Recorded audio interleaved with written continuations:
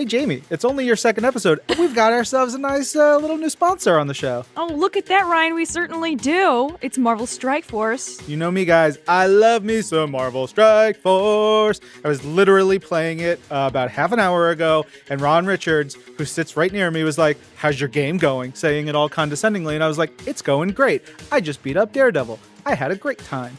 I have, as the kids say, a swole squad. Oh. They're super beefy. They're wonderful. The Defenders and Ultimus. That's my team. Well, that is pretty cool. Well, you can also assemble your squad using Marvel characters like Spider-Man, Doctor Strange, Groot, Rocket Raccoon, Loki, Venom, Elektra, Captain America, and Iron Man. Lots of cool gameplay cinematics. Your heroes have these cool chain moves, team-ups like Iron Man and Cap. They have this great move. It's a lot of fun. Where do you get this game, Jamie? This is a mobile game that you can get in the Apple App Store or the Google Play Store, and you can download it now for free. Marvel Strike Force. Heroes only.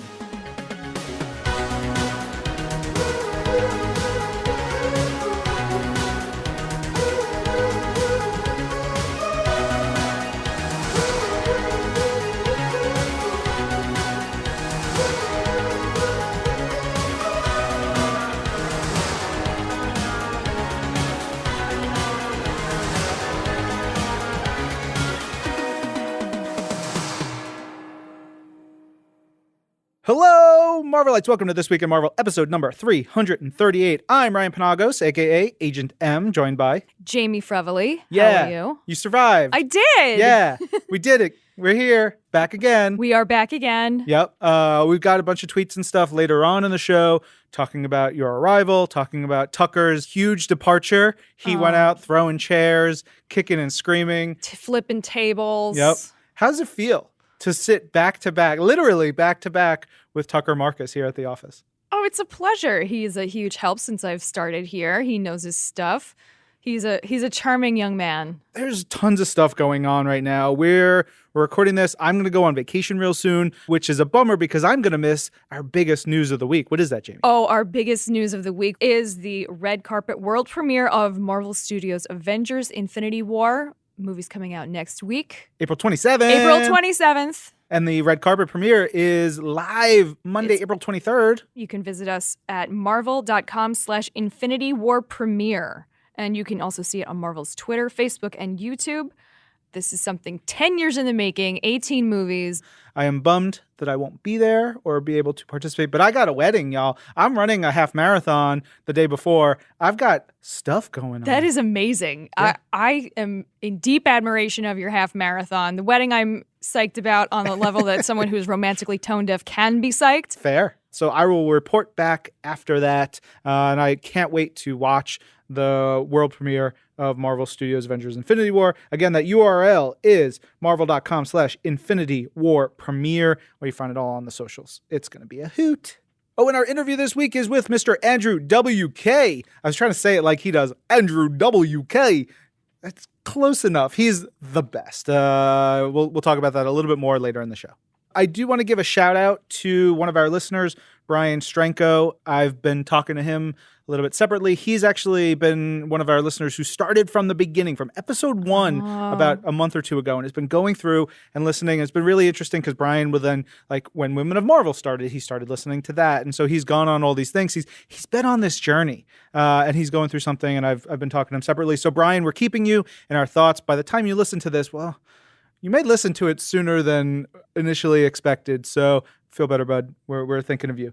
But yeah, a lot of big stuff. What is this, week 3, 2.5 for you now, Jamie? Yeah, well, I was sitting mysteriously in silence in the first podcast that I observed. Yep. And then last week I was on mic, and this week I'm fully on mic. How you feeling? So I feel good. Yeah. I think there are so many exciting things happening here. There are exciting things happening with Marvel.com. It's a good time to be alive, as the kids say. It is a good time to be alive, and there's so many good comics out this week. We talked about a ton of them on Marvel's The Pull List with me and Tucker. You can hear about all that. Also, me and Tucker start getting into his weird milk thing. I don't know if you guys, evil producer Brandon and Jamie, I don't know if you're privy to Tucker's weird milk business? No, I Okay. only knew about Matthew Rosenberg's chocolate milk preference, but it seems like there is a lot of milk discussion going on. Yeah, milk is high on people's minds these days. It's real weird. Make sure Why would you that get listen weird? to Marvel's The Pull List to get all your milk talk for the week. But there are 3 books that we are going to talk about in depth on this show. I've got 2 picks. You've got 1. You know what? I'm going to go first Okay. and third. I'm going to let you have the middle slot. Sweet. First up is Infinity Countdown number 2. Oh my gosh, I am so excited for this. Look, I gotta be honest, I love Jerry Duggan. He's a friend of mine. I've spent a lot of time with him, talked with him.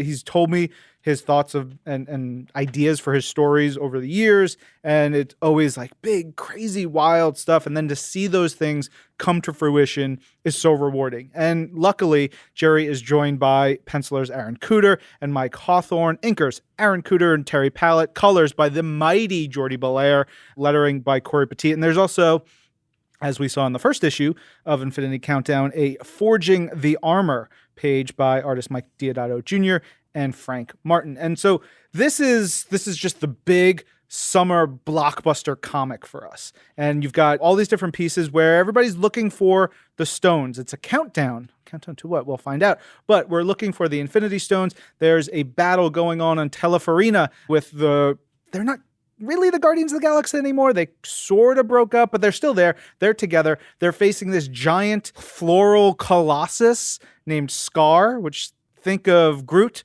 but really mean and Godzilla sized. That's what Scar is. He's super cool. Those pages are just beautiful by Aaron Cooter and Jordi Belair. Then there's the other battle going on Zituang, which has Drax and Commander Eve Bakian versus the Raptors versus the Chitauri. It's this 3-way battle, and it just gets crazy, crazy, crazy. You also have an Adam Warlock story. Those are the pages drawn by Mike Hawthorne. He meets up with Ultron on a planet Safe. So there's so much going on in this story, but it feels so fast.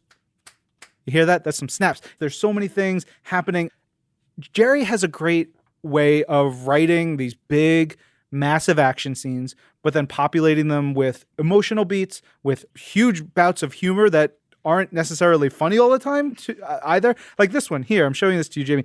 This is Scar vomiting up rainbow flowers, essentially, because he's basically been sort of poisoned on the inside by one Groot, who now talks like a normal person. I noticed that. I wasn't sure if that was something that I missed along the way, but So- I'm seeing talking Groot saying words. So Groot used to talk like a normal talker, put the words in front of each other in a normal sentence, not I am Groot all the time. Then there's a little bit of a shift. He did the I am Groot thing. In the movies that became very popular, I am Groot. And obviously it's all about the inflection. You can understand, or the characters understand what he's saying, but this story has brought him back to the way he spoke previously. And he's super funny. Now that you understand what he's saying as a reader, he's just rambunctious and excited and ready to fight. He's a bit randy, and it's great. He goes in and he causes Scar to vomit up these rainbow flowers, and he gets out and he's like, Groot is victorious, just as Groot foretold. And he's still, kind of out there, let's say. But it's a lot of fun. The Guardians then realize that, okay, this battle's done, but the war is not over. I gotta say, though, the most badass character in comics right now might be Eve Bakian. She's the Nova Corpsman who she's fighting a massive battle alongside Drax. She's protecting the Power Stones. It's a huge thing. And also, she's in labor while she's doing it. She's not just pregnant anymore. She is actually in labor. I don't know the reality of that, because from all I understand about labor, it is very difficult. It hurts a little, I hear. Yeah, I mean, right? I have not personally gone through Me it, neither. but from many years of watching the TV. Mhm. And the TV doesn't lie. The TV doesn't lie. Yep. I understand that it hurts quite a bit. Yeah. But so she's like gun in hand, dealing with a baby, doing its thing, helping out Drax, who's kind of a wild man. You've got massive creatures. You've got, the Chitauri and the Raptors. Everybody's trying to kill everybody else. And she's in the middle of it, trying to bring a life into the world. It's again, like I was saying, Jerry has this wonderful way of bringing like the drama, the emotional beats, and the humor, because this is kind of funny. At the same time, it's this darkly funny stuff that Jerry does so well.